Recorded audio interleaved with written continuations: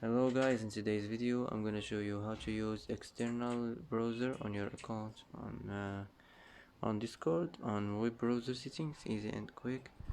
First click on your profile, and now here you will find a web browser. Click on it.